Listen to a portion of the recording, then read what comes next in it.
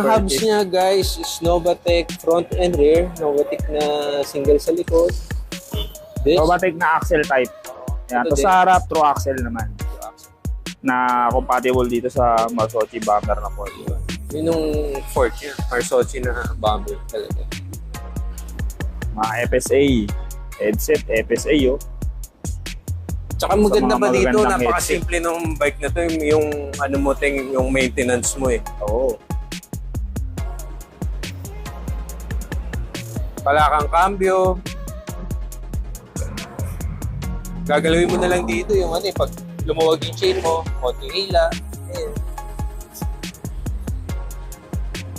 Yan. Tayo niya pala is Maxxis Icon. 2.2. 2.2 ton wall. Sakto lang pala 2.2 eh, pag mga ganitong build eh. Dati kasi, ano eh, 2.4, Oo. 2.3. Bibigat na rin yung bike nun. Pero depende sa riding reference ko pa rin. Kung wala ka pang regalo sa sarili mo, eh, ito na yun. Ito na yun. Ito na yung reward mo. Ito na. Yan. Pwede nyo rin check yung ano niya, yung pinaka-specs niya sa internet, yung sa large size. Ito, large kasi ito.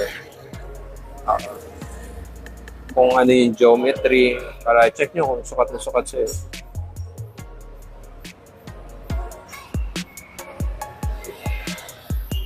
Yan.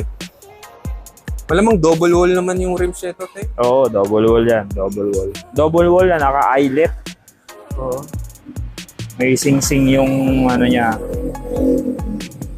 Yung transition PBJ complete. Ganda.